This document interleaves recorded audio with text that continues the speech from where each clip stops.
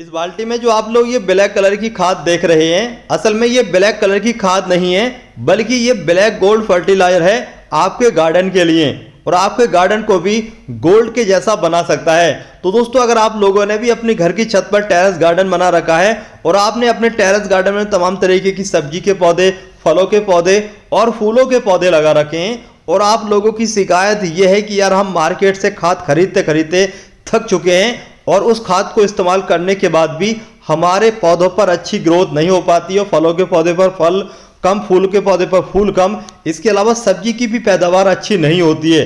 तो आप लोगों के लिए ये खास करके वीडियो है। आप लोग आज की हमारी इस वीडियो को कंप्लीट देखें, क्योंकि आज की इस वीडियो में दोस्तों मैं आपको जो ये खाद बताने जा रहा हूँ ये सिर्फ 20 दिन में और 20 रुपए में तैयार हो जाएगी, और आपके गार्डन में लगे सभी पौधों की ग्रोथ को बहुत तेजी से बढ़ाएगी। आपके फलों के पौधे पर ज़्यादा फल, फूलों के पौधे पर ज़्यादा फूल और सब्जी की भी पैदावार बहुत ही बेहतरीन होगी। तो चलिए इस खाद को कैसे तैयार करना है घर पर ही 20 दिन में, इसके बारे में आपको पूरी डिटेल के साथ जानकारी देते हैं। तो इस वीडियो को आप बीच में से बिल्कुल स्किप ना करें, वीडियो को कंप्लीट देखें। चैनल में पहली बार आए हैं तो हमसे जुड़ने के लिए हमारे चैनल को भी सब्सक्राइब कर लें, और वीडियो सही लगे तो लाइक करने के साथ साथ शेयर जरूर करें। इस ब्लैक गोल्ड फर्टिलाइजर को घर पर ही सिर्फ 20 दिन में तैयार करने के लिए सबसे पहले आप लोगों को जरूरत पड़ेगी कंडों की। मेरे यहाँ पर इनको कंडा बोला जाता है, कहीं कहीं इसको थापा, उपला या फिर अलग अलग एरिया के हिसाब से अलग अलग नामों से इसको जाना जाता है। ये गाय, बैल, भैंस के गोबर से बनाया जाता है। तो इस तरीके के आपको कंडे चाहिए इस खाद को तैयार करने के लिए, लेकिन ये जो कंडे चाहिए ये कम से कम 1 साल या फिर 6 महीने पुराने होना चाहिए, तभी आपकी खाद जल्दी तैयार हो सकती है। लेकिन अगर आप लोगों ने नए कंडे ले रखे हैं तो आपकी खाद जल्दी डिकम्पोज नहीं हो पाएगी। जितने पुराने कंडे होंगे उतनी ही जल्दी आपकी खाद तैयार हो जाएगी। इसके अलावा कंडों के आप लोग इस तरीके से छोटे छोटे टुकड़े कर लें। इस तरीके से छोटे छोटे टुकड़े करने के बाद किसी भी बड़े इस तरीके के टब में या फिर बाल्टी में उनको भर लें, और भरने के बाद उस पर हल्का पानी डाल दें, जिससे कि इन कंडों के द्वारा जो हम खाद बनाएंगे तो उससे पहले ये कंडे अच्छे तरीके से मुलायम हो जाएं।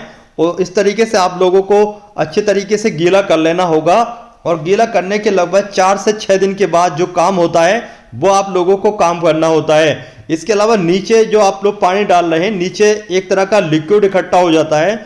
उस लिक्विड को भी आप लोग अपने सभी पौधों में इस्तेमाल कर सकते हैं। उसके अंदर काफ़ी हाई लेवल का नाइट्रोजन होता है। इसके अलावा उसके अंदर ह्यूमिक एसिड भी होता है, और आपके पौधों में फ्लावरिंग के लिए, फ्रूटिंग के लिए बहुत ही अच्छा काम करता है वो फर्टिलाइजर। उसका आप लोग छिड़काव भी कर सकते हैं। इसके अलावा पौधे की मिट्टी में भी इस्तेमाल कर सकते हैं। तो हमने यहाँ पर थोड़ा पानी डाला है, लिक्विड थोड़ा ही बहुत इकट्ठा हो पाएगा। तो चलिए आने वाले समय में इस तरीके से जब आपका ये कंडे मुलायम हो जाएं, सॉफ्ट हो जाएं, उसके बाद में आप लोगों को फर्टिलाइजर तैयार करना है। तो ये जो कंडे हैं ये लगभग 5 दिन से हमने भिगो के रखे हुए हैं। अब ये कंडे सॉफ्ट हो चुके हैं, मुलायम हो चुके हैं।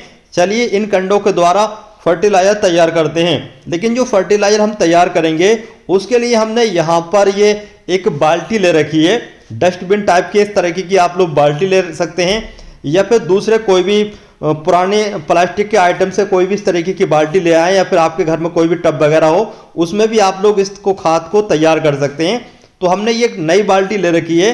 तो इस तरीके की नई बाल्टी हो, पुराना टब हो, तो उसके बॉटम साइड में एक होल जरूर कर लें, क्योंकि इसके अंदर से जब ये खाद डिकम्पोज होती है ना तो लिक्विड निकलता है।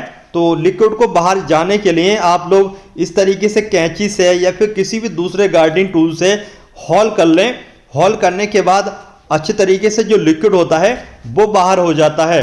कंडों के द्वारा ब्लैक गोल्ड फर्टिलाइजर बनकर के जल्दी तैयार हो सके, इसके लिए जो आपने कंडों के टुकड़े छोटे छोटे किए हैं उन कंडे के टुकड़ों को आप लोगों को हाथों से मसलना होता है, और इस तरीके से छोटे छोटे आप लोगों को कंडे के टुकड़े कर लेने होते हैं, तभी आपका ब्लैक गोल्ड फर्टिलाइजर जल्दी बनकर के तैयार होता है। तो इस तरीके से आप लोग हाथों से मसलने के बाद बाल्टी में भर लीजिए।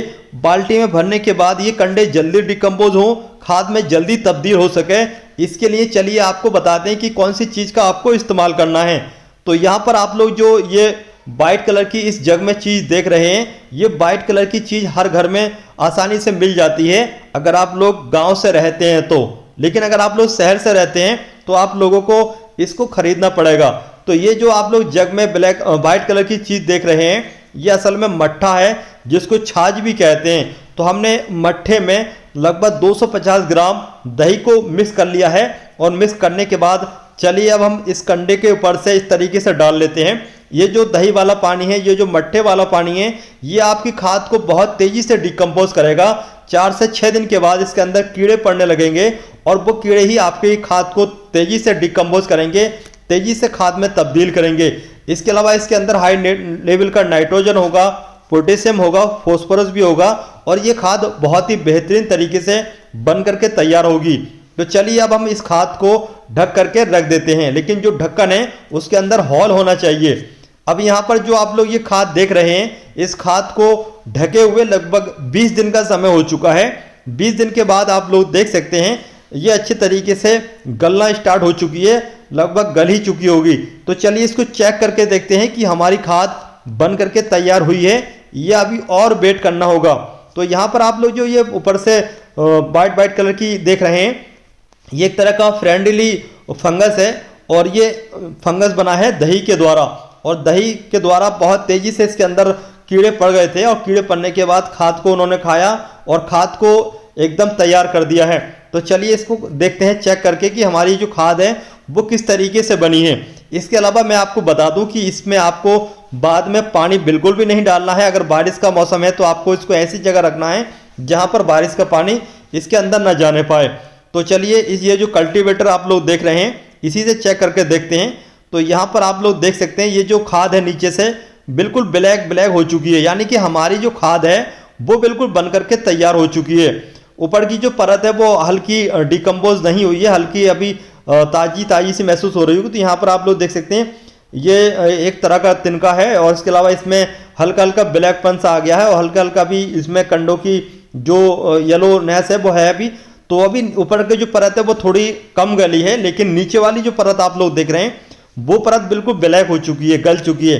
तो ऊपर का जो डिकम्पोजिशन का काम है वो अभी रह गया है, लेकिन अभी हम इसको अपने सभी पौधों में इस्तेमाल कर सकते हैं। तो चलिए सबसे पहले इसको अच्छे तरीके से मिक्स कर लेते हैं और मिक्स करने के बाद अपने पौधों में इस्तेमाल करेंगे। इस खाद के इस्तेमाल करने के बाद आपके पौधों की ग्रोथ बहुत तेजी से होने लगती है, क्योंकि इसके अंदर नाइट्रोजन का लेवल बहुत ज़्यादा है। इसके अलावा इसके अंदर पोटेशियम फॉस्फोरस भी बहुत ही अच्छा है, यानी कि टोटल आपका पौधे के लिए एक तरह का ये NPK का भी काम करेगी। तो हम इस तरीके से चलिए इसको मिक्स कर लेते हैं। और इसके अलावा एक बात का ये ध्यान रखें, इस खाद को अगर आप लोग पौधा लगा रहे हैं और पौधा लगाते समय थोड़ी मिट्टी में अगर मिला देते हैं तो पौधे की ग्रोथ भी बहुत तेजी से होने लगती है। चलिए अब हम इस ब्लैक गोल्ड फर्टिलाइजर को अपने गार्डन में लगे तमाम पौधों में इस्तेमाल कर लेते हैं। लेकिन इस्तेमाल करने से पहले एक बात का और ध्यान रखना है, अगर आप लोग सर्दी से पहले इसको तैयार करते हैं तो इसके अंदर थोड़ा गोमूत्र जरूर मिला दें। जैसे जो हमने दही और मट्ठा बताया है उसमें आप लोगों को 1 लीटर गोमूत्र भी ऐड करना चाहिए। इससे आपके इस खाद में नाइट्रोजन का लेवल काफ़ी ज़्यादा हाई हो जाता है और सर्दी के मौसम में सीजनल जो पौधे होते हैं ना, उनकी ग्रोथ बहुत तेज़ी से होने लगती है, क्योंकि सर्दी के मौसम में नाइट्रोजन का लेवल मिट्टी के अंदर थोड़ा कम हो जाता है। तो आप लोगों को गोमूत्र का भी इस्तेमाल करना चाहिए नाइट्रोजन के लेवल को बढ़ाने के लिए। लेकिन गर्मी के मौसम में आप लोगों को बिल्कुल इसी तरीके से इसको इस्तेमाल करना है। तो यहाँ पर ये जो आप लोग टमाटर के पौधे देख रहे हैं, इन टमाटर के पौधों में भी आप लोग इस खाद को इस्तेमाल कर सकते हैं। इससे आपके पौधों की ग्रोथ तो तेजी से होगी ही, इसके अलावा ढेर सारे टमाटर भी आना स्टार्ट हो जाएंगे।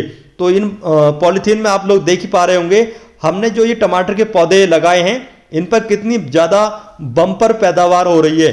तो ये जो खाद है ये खाद आपकी गर्मी के लिए है, क्योंकि इसमें थोड़ा कम नाइट्रोजन है। लेकिन सर्दी वाली जो खाद हमने जैसे कि आपको बताया कि गोमूत्र का इस्तेमाल आप लोगों को करना चाहिए, लेकिन गर्मी के मौसम में गोमूत्र का इस खाद के साथ इस्तेमाल नहीं करना चाहिए, क्योंकि गर्मी के मौसम में तो नाइट्रोजन का लेवल खुद ही ज़्यादा होता है, तो कम मतलब मिलाना ही नहीं चाहिए गोमूत्र को।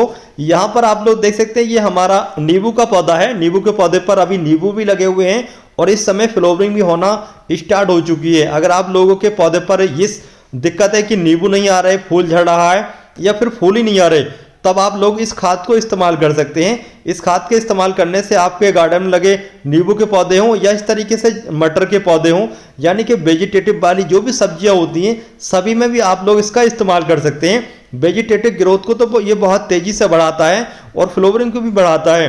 तो इस तरीके के आप लोगों ने मटर के पौधे लगा रखे हों या फिर दूसरी कोई भी सब्जी अपने गार्डन में लगा रखी हो, सभी में आप लोग इसका इस्तेमाल कर सकते हैं। इसके इस्तेमाल करने के बाद आपके पौधों पर अलग ही चमक आएगी, जैसे कि यहाँ पर आप लोग देख पा रहे होंगे। इन मटर के पौधों को लगाने से पहले हमने इसी खाद को ऐड किया था।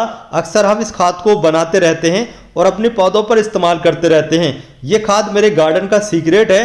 तो यहाँ पर आप लोग देख सकते हैं, यह है इस गमले में लगा हुआ हमारा एक थाई पिंक गुआवा का पौधा।